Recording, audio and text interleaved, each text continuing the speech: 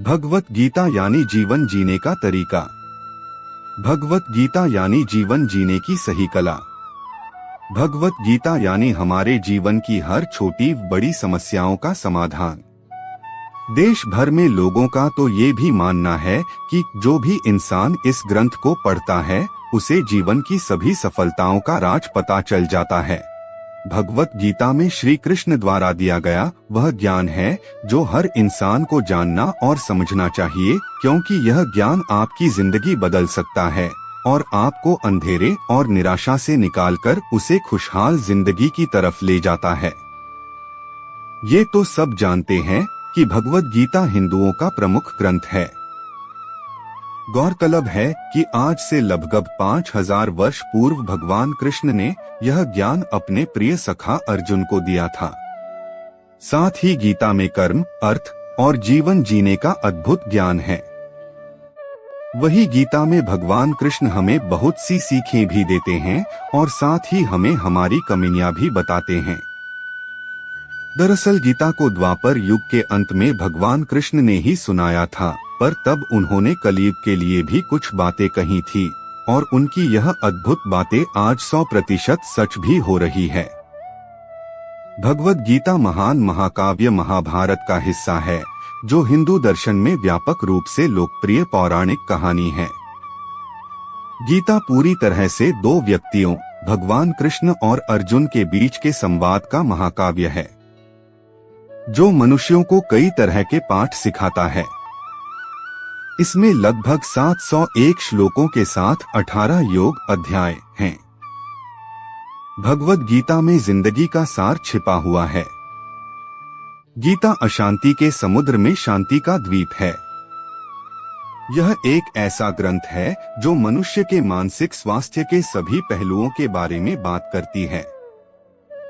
भगवत गीता का अर्थ कर्तव्य, जिम्मेदारियां, अधिकार, नैतिकता, नैतिक दृष्टिकोण, क्रिया इत्यादि हैं।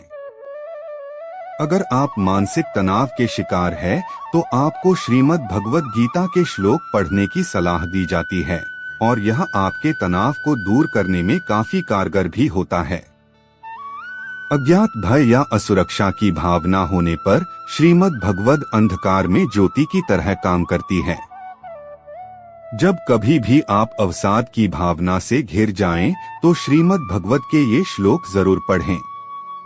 आपको निश्चय ही हर सवाल का जवाब मिल जाएगा। भगवत गीता में बताया गया है कि एक बार अर्जुन मानसिक रूप से उदास हो गया था जब उसने देखा कि उसे अपने परिवार के लोगों के साथ ही लड़ना है। तभी भगवान कृष्ण ने कुरुक्षेत्र के मैदान में अर्जुन को अपना कर्तव्य करने के लिए परामर्श के रूप में उपदेश दिया था। गीता में दिए गए उन्हीं उपदेशों से मनुष्य अपने मन को स्वस्थ बनाए रख सकता है। कृष्ण ने कहा, भगवत गीता में कहा है कि आप जो हैं उसके साथ सहज रहना सीखें। तथ्य यह है कि भगवत गीता आपको अपने कर्तव्यों का पालन करने और अपने मार्ग पर चलने के लिए कहती है। आप अपने कर्तव्यों को अनदेखा न करें, नहीं तो अंत में आपको असंतोष मिलेगा। किसी और की जिंदगी जीने की कोशिश मत करें। आपका जीवन आपका अपना है, इसकी सराहना करना सीखें। गीता में मुख्य रूप से अपना कर्म करते रहने की प्रेरणा दी गई है। भगवान कृष्ण अर्जुन से कहते हैं कि हमेशा कर्म करो और फल की इच्छा मत करो। निश्चय ही आपके प्रयास फलीभूत होंगे, अन्यथा इन सब का क्या मतलब है। आपको जीवन में सफलता हासिल करने के लिए यात्रा पर ध्यान केंद्रित करना है, न कि गंतव्य पर। ज्ञान से हम आत्मा और भक्ति से हम परमात्मा को जान पाते हैं, लेकिन कर्म से आत्मा परमात्मा दोनों को जाना जा सकता है। कृष्ण ने अर्जुन से कहा कि कर्म करना मानव का धर्म है, बिना कर्म किए कुछ भी प्राप्त नहीं किया जा सकता है। हमें अपना ध्यान हमेशा लक्ष्य की ओर लगाना चाहिए। गीता के इस उपदेश से मनुष्य के मानसिक स्वास्थ्य में वृद्धि होती है। संयम रखें। गीता से यह भी ज्ञान मिलता है कि व्यक्ति को कैसे अपना जीवन संयम से जीना चाहिए। मनुष्य को अपनी बोली, खाना, सोना, इन सभी में संयम बरतना चाहिए, तभी आप एक संतुलित जीवन जी पाएंगे। हर दिन 12 घंटे काम करने और सप्ताहांत में लगातार 4 घंटे व्यायाम करने में कोई समझदारी नहीं है। अपने आप को संयमित रखने और अपने मानसिक स्वास्थ्य के लिए नियमित रूप से अपनी कसरत पर 1 घंटा बिताएं, अच्छी नींद लें, अधिक काम न करें। मानसिक स्वास्थ्य के लिए मन को नियंत्रित रखना भी जरूरी है। श्रीमद् भगवद गीता में कृष्ण ने कहा है कि मन एक बच्चे की तरह है, बच्चा हर चीज की ओर आकर्षित होता है। बुद्धि और आध्यात्मिक शक्ति से मन को नियंत्रित किया जा सकता है। मानसिक स्वास्थ्य मन की एक अवस्था है। निरंतर अभ्यास और वैराग्य से यह संभव है। उनका कहना है कि जहाँ भी और जब भी मन भटकता है, क्योंकि मन चंचल और अस्थिर होता है, तो हमें इसे अभ्यास के द्वारा वापस नियंत्रण में लाना होगा। ऐसा करने से आपके शरीर के साथ मन को भी स्वस्थ रखने में मदद मिलेगी। श्री कृष्ण अर्जुन से गीता में यह भी बताते हैं कि बीते कल और आने वाले कल की चिंता मत करो, क्योंकि जो होना है वह होकर रहेगा और जो होता है अच्छा ही होता है, इसलिए वर्तमान का आनंद लो। भागवत गीता में ध्यान पर भी विशेष जोर दिया गया है। श्री कृष्ण बताते हैं कि ध्यान आपको शांति और सद्भाव खोजने में मदद करता है। भगवत गीता के अनुसार ध्यान का अभ्यास व्यक्ति को सभी कष्टों से मुक्त करता है। यह योग का मार्ग है। दृढ़ संकल्प और निरंतर उत्साह के साथ आप इसका पालन करें।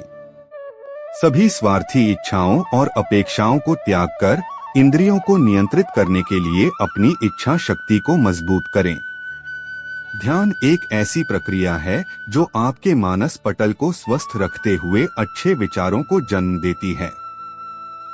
ध्यान से आपको मानसिक शांति प्राप्त होती है, जो अच्छे विचारों को जन्म देकर मन को स्वस्थ रखने में मदद करती है। ये सारी ऐसी बातें हैं जो आज भी हमारे लिए बहुत महत्वपूर्ण हैं।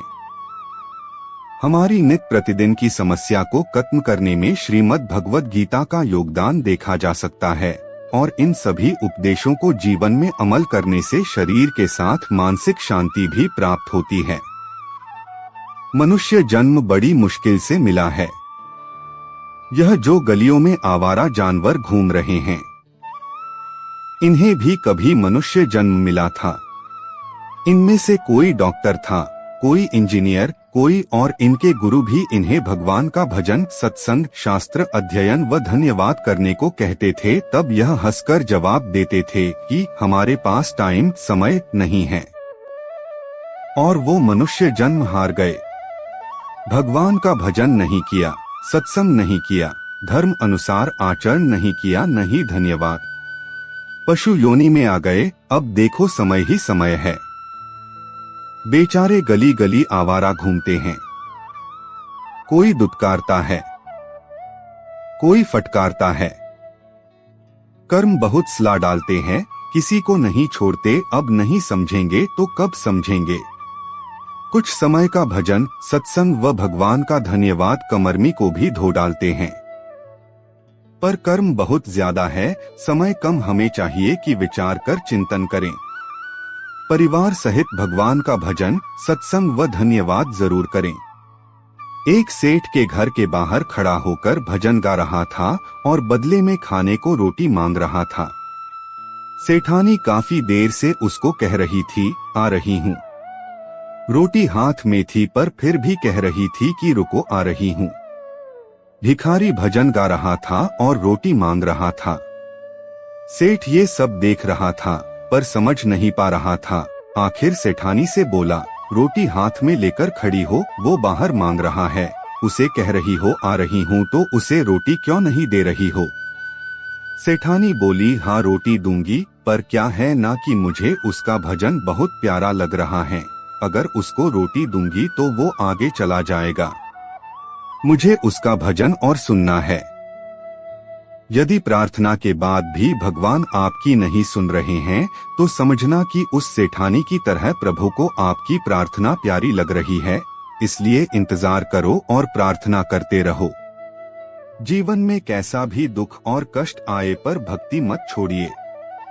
क्या कष्ट आता है तो आप भोजन करना छोड़ देते हैं? क्या बीमारी आती है तो आप सांस लेना छोड़ देते हैं? नहीं ना।